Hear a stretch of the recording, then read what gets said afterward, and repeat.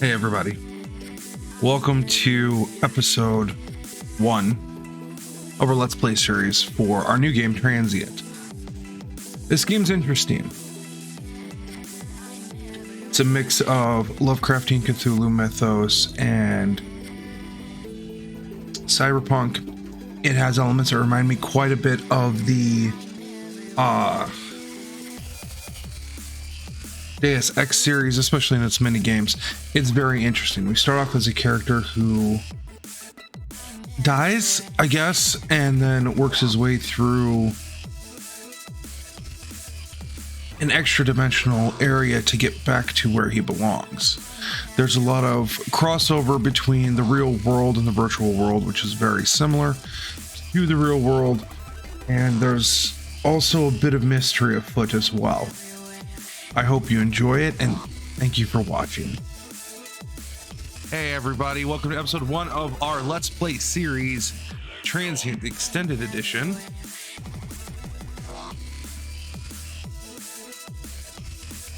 There we go. We got music, which means we should have game.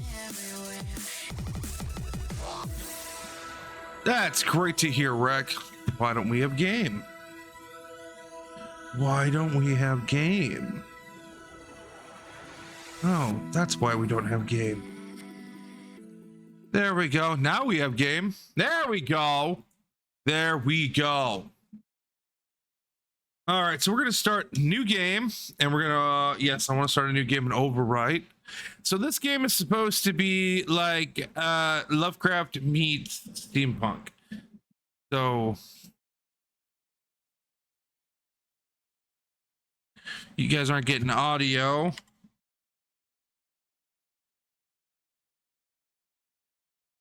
Because that is set to the wrong game as well. There we go. A series of catastrophic events and civilization as we know it.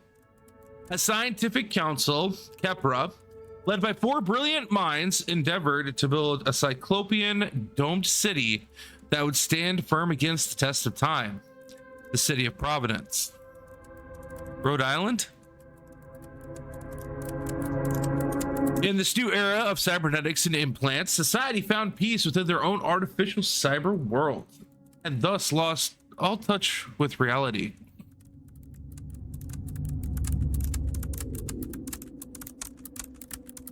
The city continued to protect itself against the erosions of time, ensuring the continuity of mankind forevermore.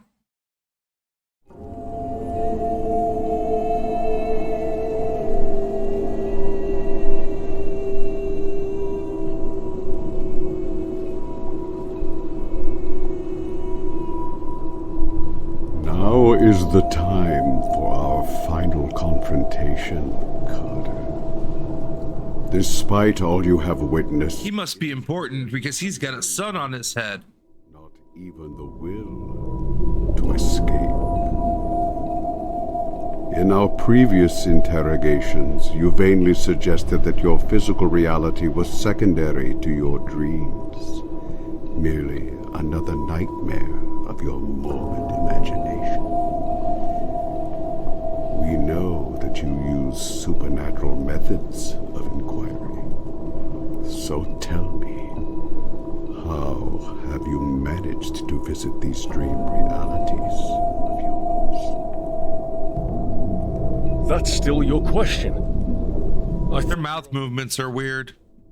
My answer is the same now as it always has been. I'm not telling you! Face your reality, Carter. Here you remain, a prisoner on your own mortal coil. I have offered you so many chances, but you choose. The teeth are off too with the lips. Very. Hey! It is true that I have my ways. Thank you so much, Blind Cat. How are you doing, mon frere? Pleasant. 28 months, thank you. Yeah, dude, 28 months. It'd be about right. 24 months would have been in March. So yeah. You were. Thank you so much, man. Much appreciated, Blind Cat. We are currently playing a game called Transient.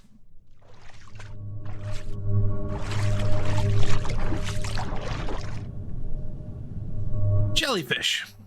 I think we're supposed to go into the light.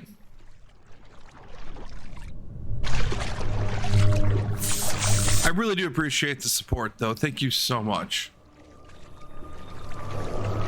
Just chilling. Very cool. Very cool. Chapter 1. Beyond Sensory Experience.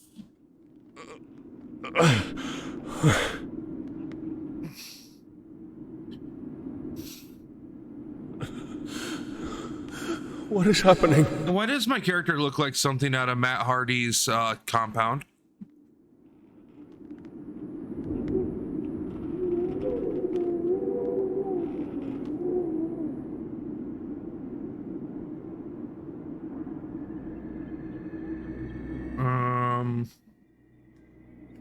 Okay.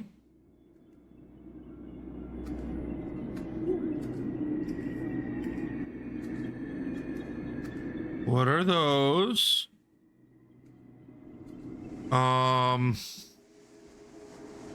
Once more you enter this place of desolation and ruin. Oh. Watched you, your every waking and every passing. I sensed you from afar. Now I will guide you through these tenebrious fields into the Tahom.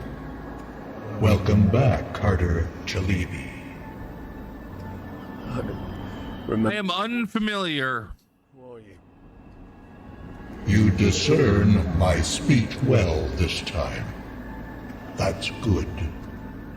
Comprehension comes when you are focused. Now, proceed. This place. This city was built eons ago by a race much more advanced than yours. Only a handful of your kind could reach this point, but not further. Continue on. Maybe you'll know more this time. This is supposed to be God. Oh, that's cool. They got tiny fucking dragon snakes? I want a tiny fucking dragon snake. This is fucking gorgeous, though. Oh. Hey, Rek, it's a Cthulhu lamp. We should get one. Also, what the fuck are you guys? And why is a glowing sphere talking to me? I don't understand.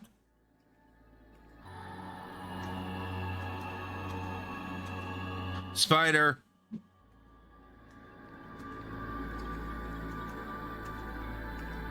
Big spider.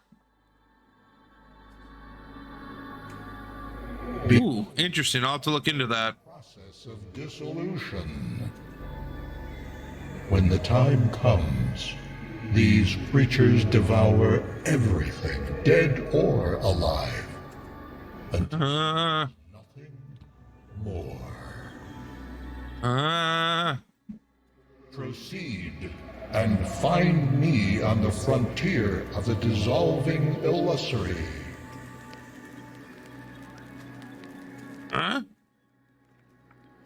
The dissolving illusory. Is that even a word?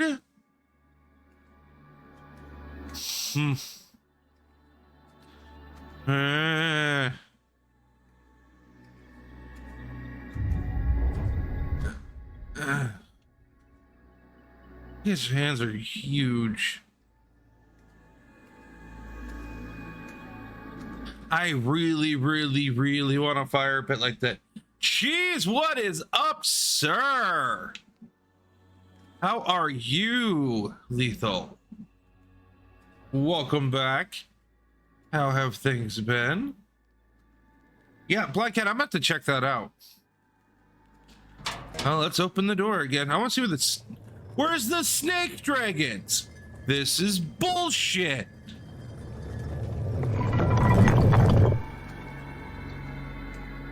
Okay. This looks like a puzzle.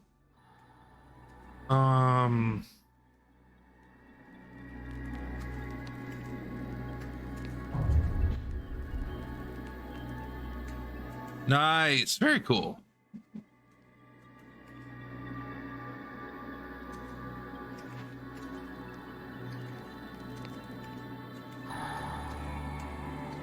Okay.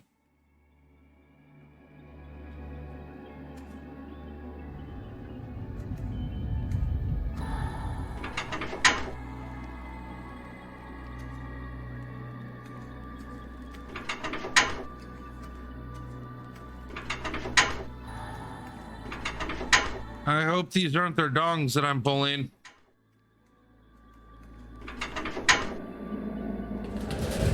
Oh, it's a puzzle. Okay.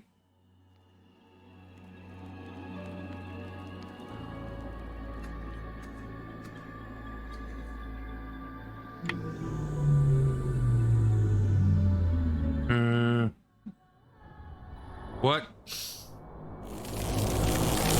Connect.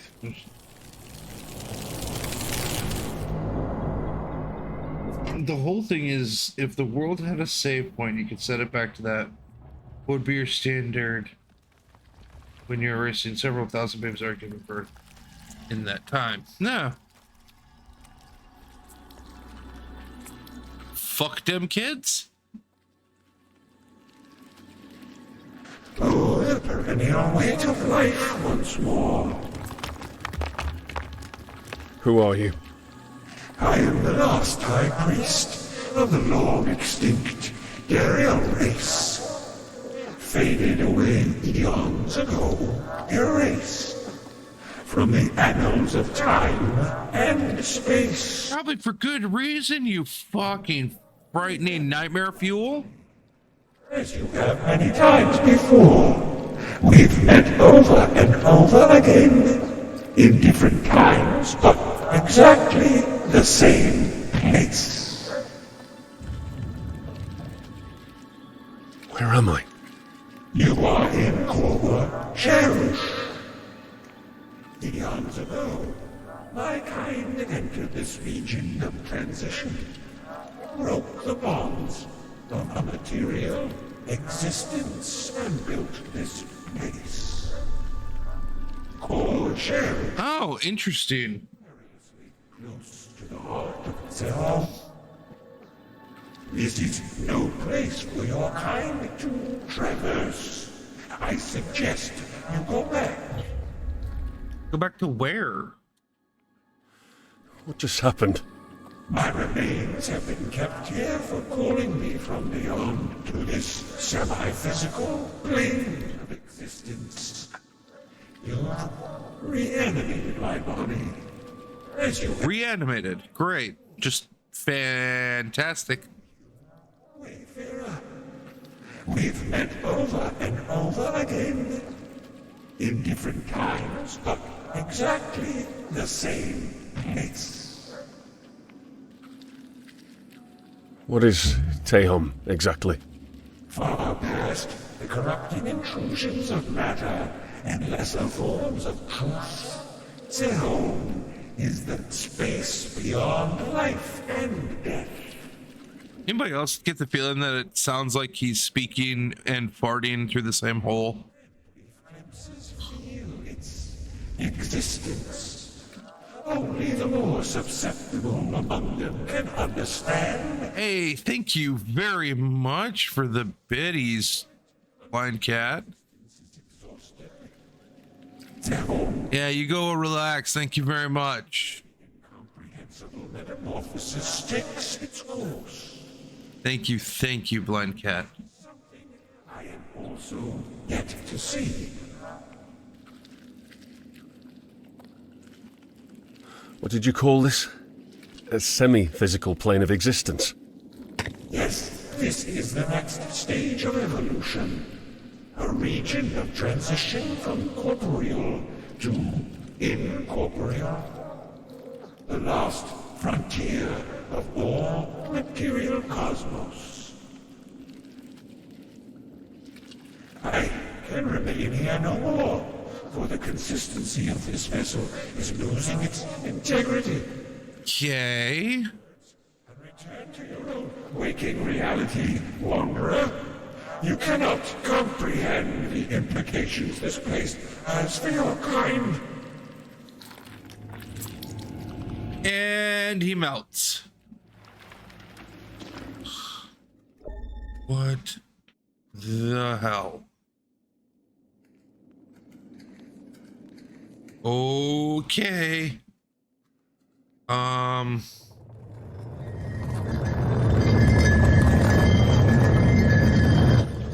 Giant slab door that totally makes me feel safe. Absolutely.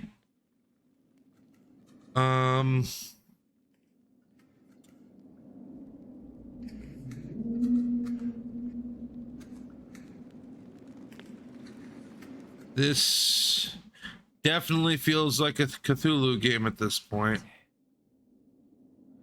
Alice?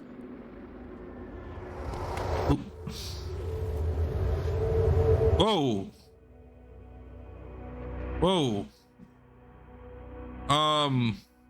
What? No, get back here, you glowy person. I have questions and need answers. Wait. The fuck? Where are you going?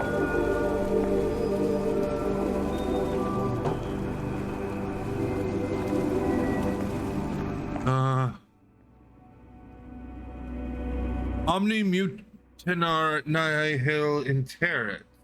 Standing against the course of nature is a senseless thing to do, as the water will carve its way through the terrain. Nature's touch has been constantly changing the ultimate destination. We're dying within this gigantic ancient walls of this hubris-laden techno-city. Society is dying from apathy and depression, so we use these strange cyber enclaves to escape from this horrendous reality, but the sober ones with watchful eyes can detect something evil, inhuman, crawling in the dark alleys and abandoned buildings. Artificially created monstrosities, discussing insectoid mutations that were once human. Have no fear, brethren. These defects shall not remain, since nature always corrects its ways. Church of the Loony Bin! A cool neon. Oh.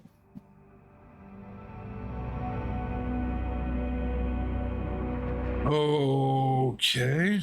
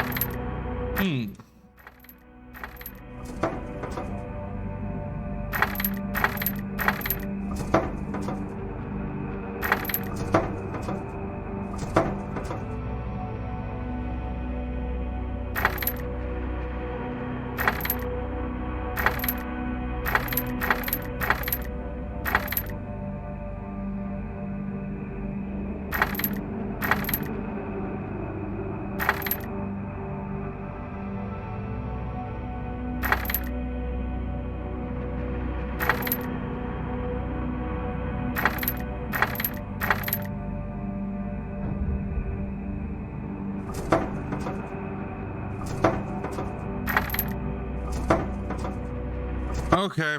I have to have all the Ouroboros lined up. Okay. Let me see here.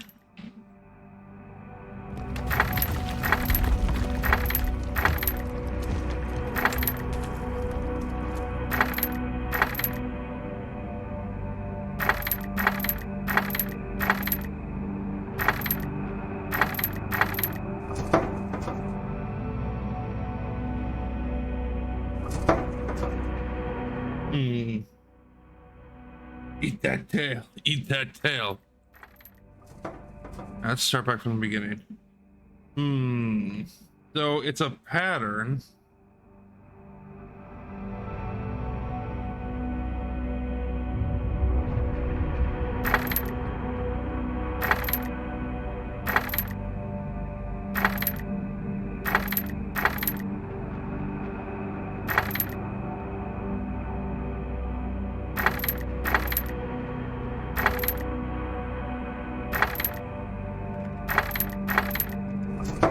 Nope.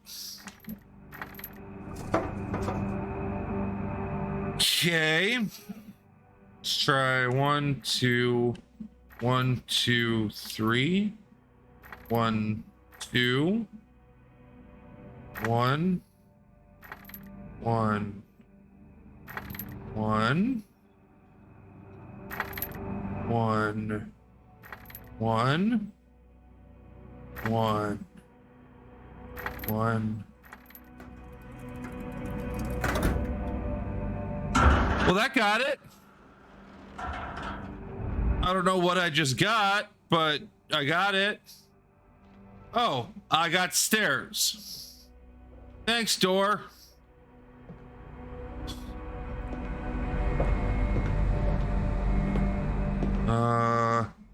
Scene?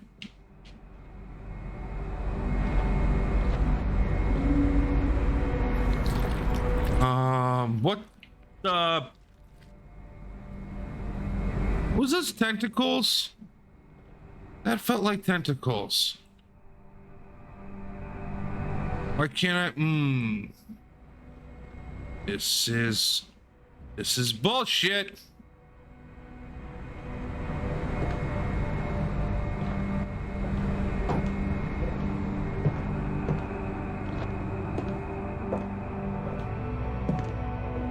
Okay.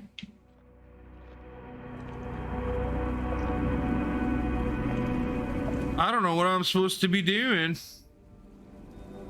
I got no idea. Whoa.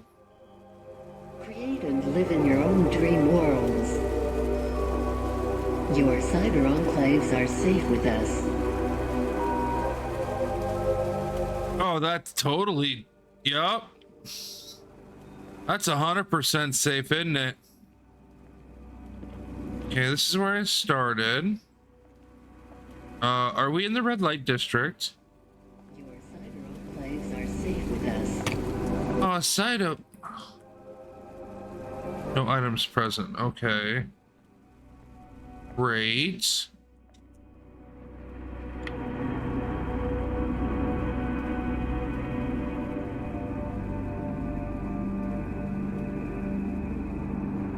Okay.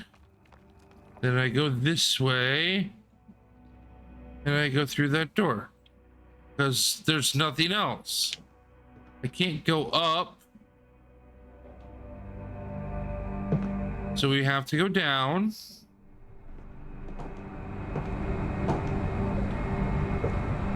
I can't do anything with that thing. That's just an AC unit.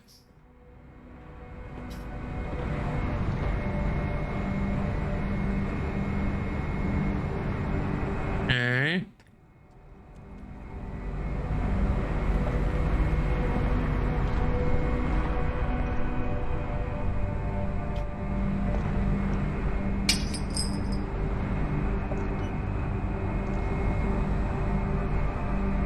What am I supposed to do? I don't know. Like, oh, look, That's what I... Okay. There we go. Jesus.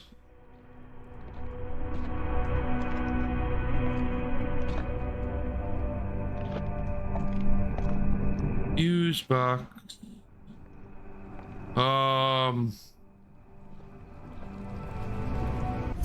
Whoa.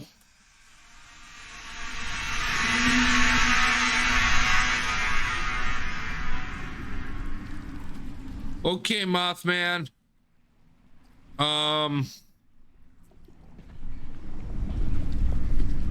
What? Okay.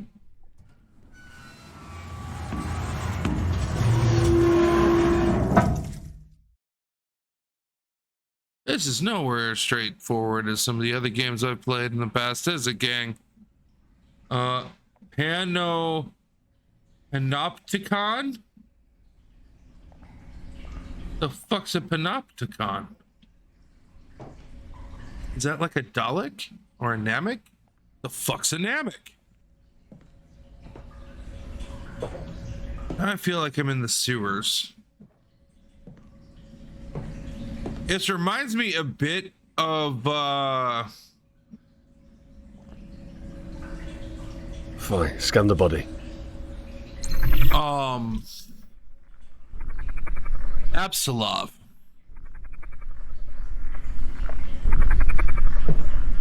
Okay.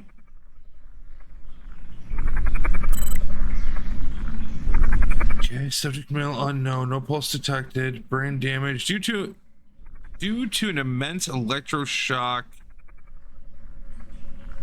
directed into his entry port. Internal condition, traumatic brain injury.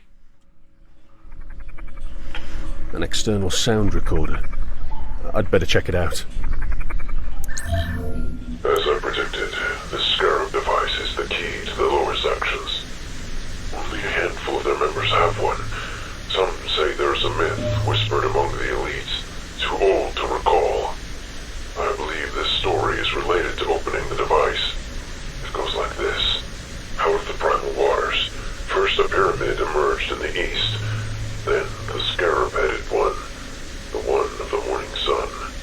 But he, the primeval snake, lurks and waits in the darkest depths to hunt it down as it descends into the underworld from the west.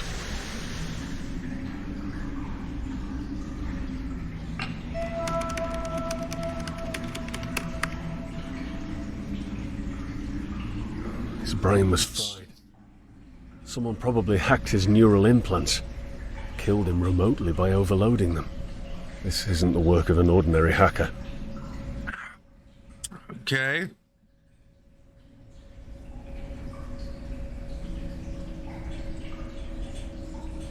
Something in his pocket.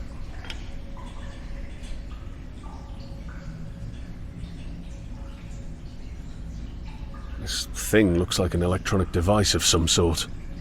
I wonder what it hides.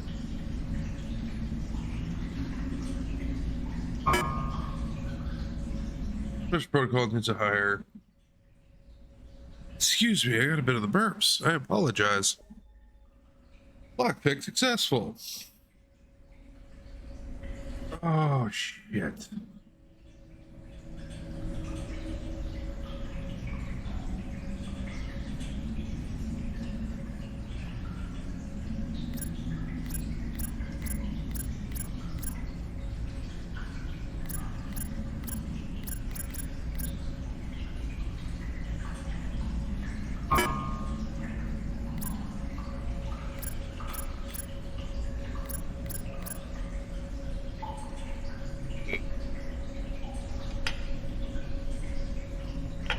As I predicted, this Scarab device is the key to the lower sections. Only a handful of their members have one. Some say there's a myth whispered among the elites, too old to recall. I believe this story is related to opening the device.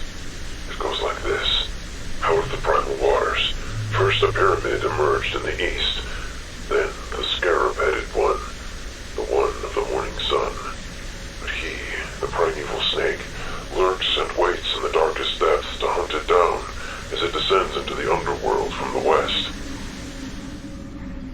Okay.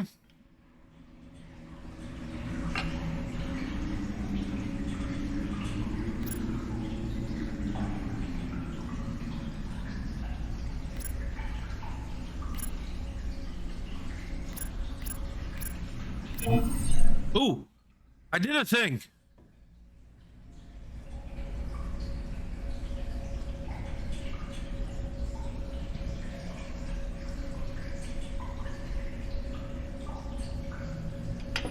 Okay.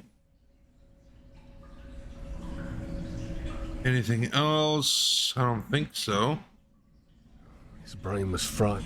This is... Okay.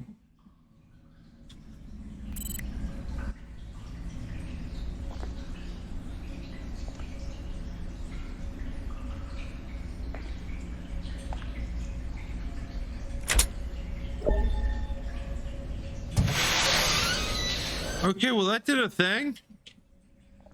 Okay. Okay.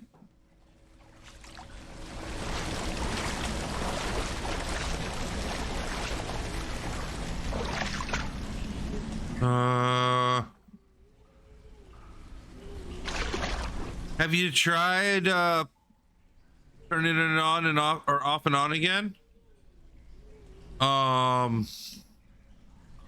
What about plugging in or unplugging and plugging it back in? I'm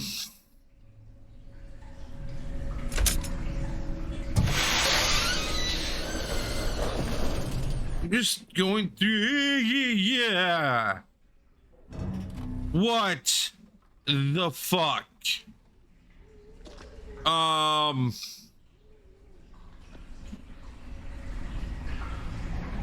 What the shit? Why does it feel like they're watching me? Yeah, nope. Nope.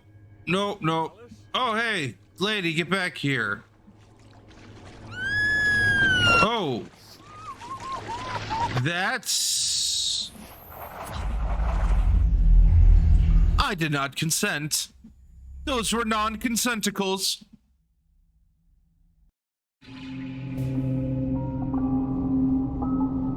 Chapter 2, Meta Shamans.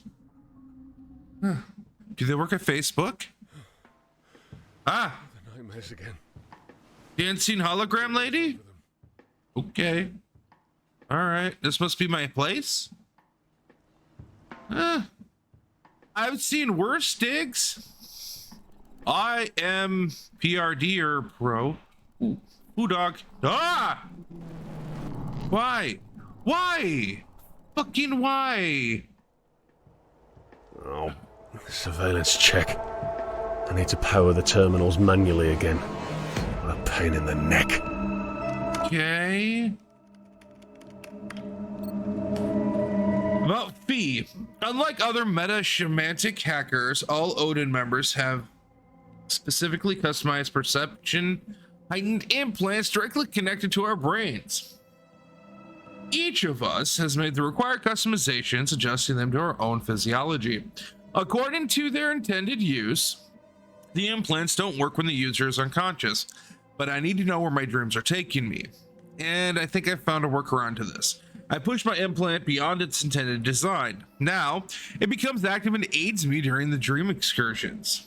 About Matriarch. When I wake up from the nightmares, I can vaguely recall something called Mysteriarch. A residual, imprecise shape left on my mind. It feels as if something is interrupting my memories, forcing my thoughts to sink deeper and deeper into the unconscious mind whenever I try to focus. I've been researching this name extensively for 2 months, but can't find anything solid. My best lead is a letter. I was able to break into Kepler Corporation's private cyber... oh, there's more. Okay, there's no more of that one. Private cyber enclave archive. That's... yeah, that's a lot. Try saying that 6 times fast, gang. Without being detected. The letter I found there belongs to someone called Idris Yazid, who wrote, You are well aware of the fact that the uncultivated may reasonably conjecture that reality is singular, for they prefer tangible corporeality over abstraction.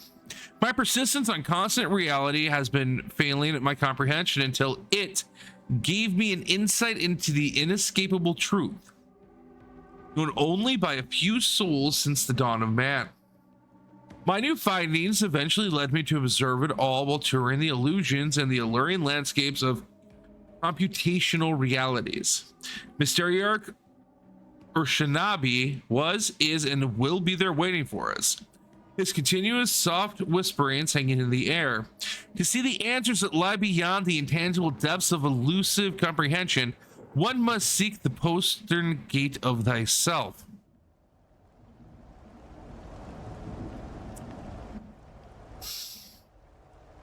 That's some fucked up Kool-Aid.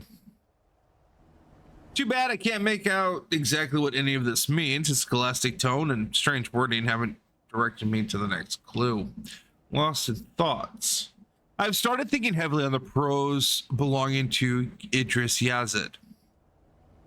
When I woke from a recent nightmare, I recalled a small bit of conversation that I had with a thing called Mysteriarch. He was trying to tell me something about the beguiling nature of the ordinary life, a phantasm of truth. I feel uneasy because of my dream similarity with Idris Yazid's narrative. I found myself lost in thoughts and in need of finding new information regarding this Mysteriarch character before I'm driven completely crazy. Maybe this is all just a coincidence, or perhaps my partially blindfolded strange imagination is hindering me from seeing something explicit. In fact, the more I examine the issue, the more it seems a microcosm of some of my mental faults. I feel that there is something that I need to find out on my own without depending on the data out on the net. About the ritual and the world and the works, THM. Alice thinks there's something peculiar with my dreams too. She started to observe my dream cycles and then tried a geomancy ritual where she scattered a handful of sand on the ground just beside my body while I'm sleeping. In a trance-like state, she waited for that dream being of me to write something in the sand. We had nothing on our first few tries, but on the fourth one, the letters THM were written in the sand. During several other dreams, the same word was written in the sand over and over again. The meaning of the letters became more mysterious when Alice told me she saw them in one of her arcane occult books called The Time Board, a book that is thought to have been written in the mind-bending ancient times of the pre-Providence era. The book says that someone who is gifted in thought and sense can use both their mind and body to walk between worlds. They can bind the minds of those they meet to the world they are in.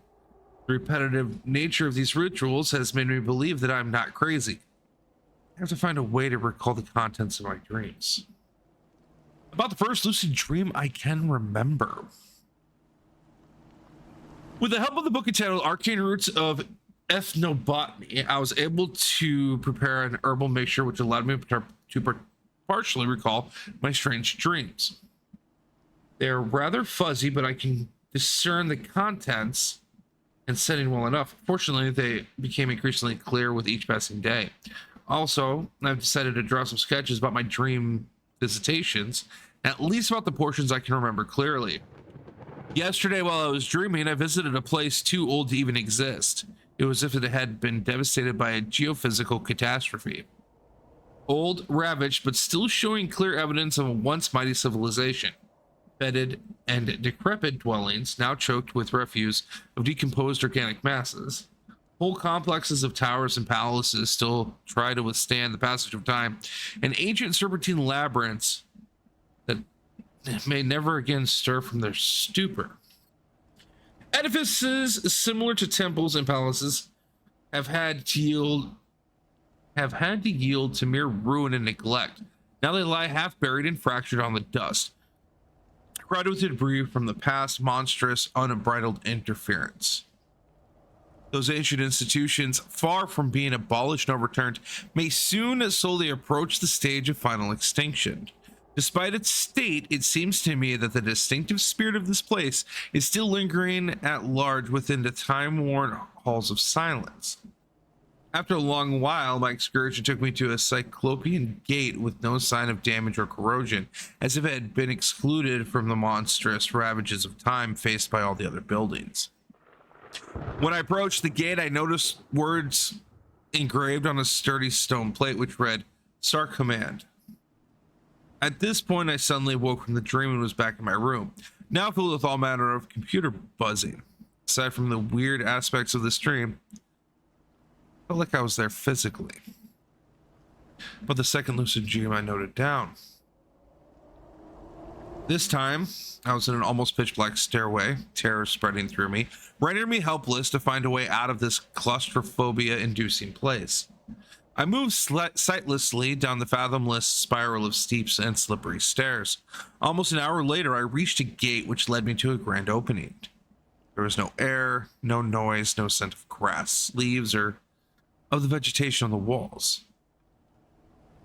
There were only the nightmare towers beyond, a chilly and angry wind, and my own suspended horror. The minutes seemed to drag slowly by like an unending sentence of a dead silence. Without warning, I heard a sound of faint laughter coming from a great distance. While I could hear it, I know that it could not have been caused by any living conscious being, and yet there was something noiseless and glacial in it, magnified on every side by the large, dim, almost imperceptible stone gallery. In the distant direction of the laughter, I suddenly saw a grand shape like a wooden satyr. His natural features and attributes distorted in the faint light coming from behind him. After a moment, it moved like a scowling specter, or the demon of an old witch's hut, shaking a sort of lusternous lance through the gloom of sleep. When I saw its stupendous smile, it was a smile of fanatic, a blasphemer, a personified evil. His mouth opened into a morbid hissing go to the icy plateau of Lang. With these words, I woke up from this terrible dream, drenched in a cold sweat, trying to suppress an urgent desire to flee from this room to the crowded streets. I really couldn't explain why this dream made me tremble so hard, but hoped I'd never see such a sight ever again. Fucking creepy. Yep, typey. Fucking turn on. Excuse me. You. It's a rhino.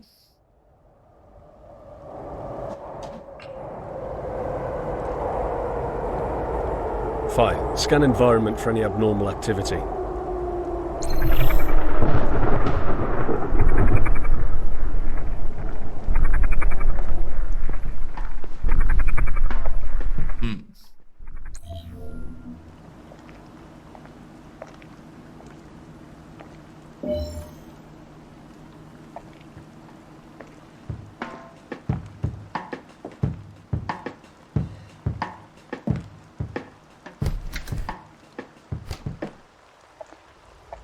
Another tablet. Whether they are captured from real-life location or purely a product of imagination, cyber enclaves are an indispensable part of everyone's life. More and more people spend their time in their own or public spaces, alone or with friends, and this brings serious health problems. Because entering into a CE requires a dedicated terminal, users are able to sit or lay down on a unit while connecting. The unit will check and maintain the health condition of the user, but the cheaper units either do a poor job or completely lack the self-monitoring feature. Because of this, being connected on a cheaper unit for long periods of time is too dangerous for an individual's physical health. Also, there are studies showing that the myriad negative effects of extended disconnection from reality. Notably, it takes a toll on the individual's psychological stability.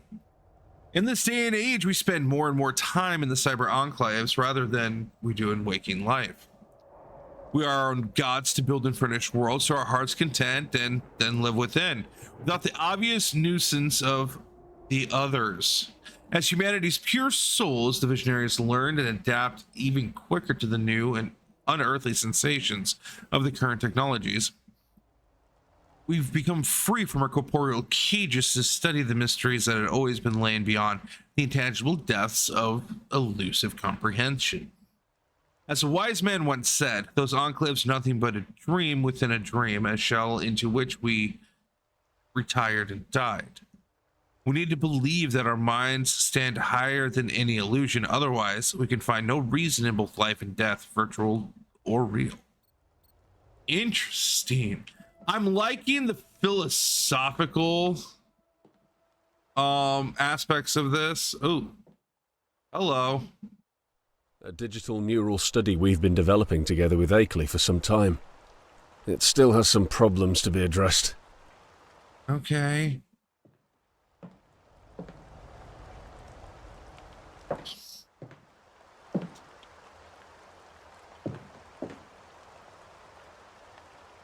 So he likes magicians? Oh, that looks familiar. I like that poster. I would love to have that poster.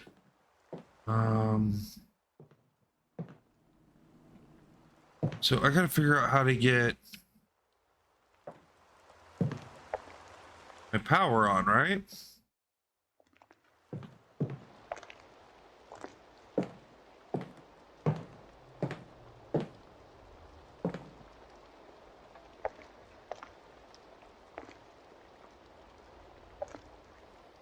It's better to prepare the mixtures when needed. It should be as fresh as possible to be effective. Mixtures of what?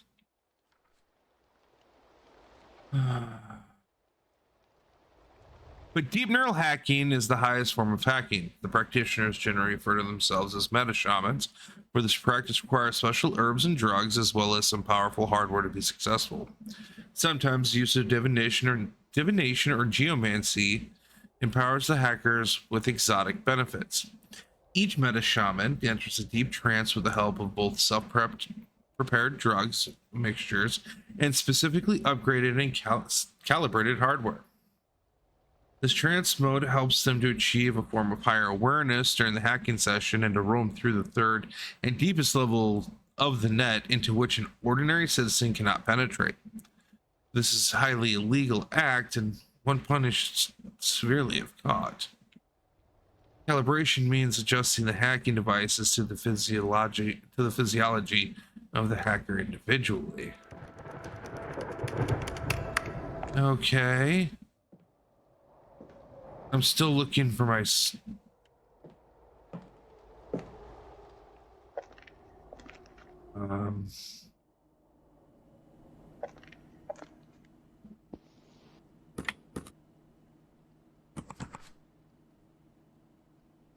During my frequent bizarre dream excursions to unearthly locations, I have been seeing myself occupying a strange body with a liturgical metal mask covering its face. I haven't had the courage to look at the mask, what the mask hides beneath its grotesque features. Even though my strange body is humanoid in shape and size, its sensory receptors and perception responses are telling a different story. Vaguely, I feel that the muscular, blue-skinned body holds a power that I cannot comprehend. At least, not yet. These are the drawings of the things I've come across in my dreams. Or rather, my dream quests. For the longest time... That's a big froggy. Oh, they've started all over again for some reason. Big froggy. They're definitely using some of the... I wouldn't say original,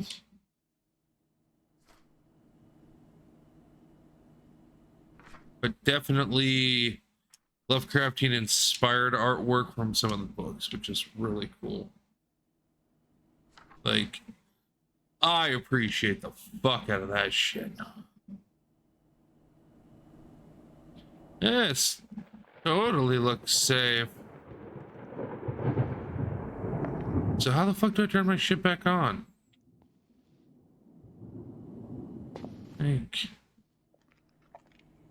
What am I supposed to do?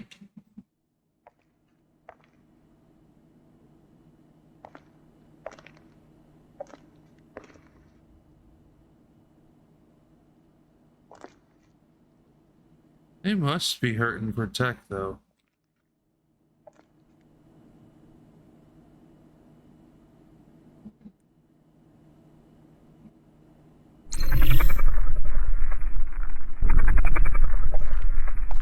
Oh.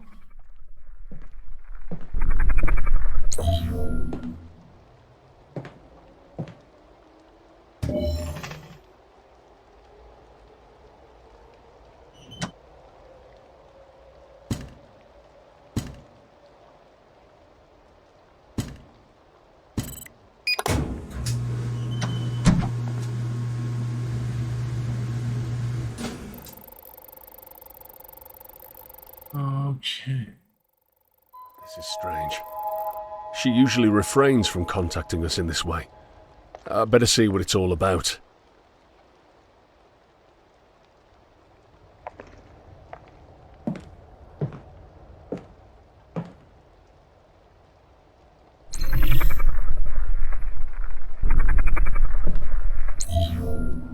Up top. Got it.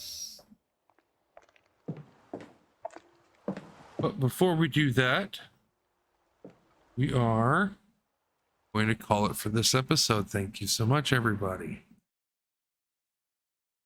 I'm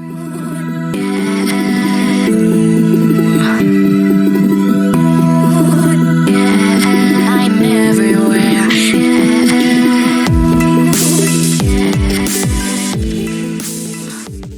Hey everybody, Toddfather6 here signing off.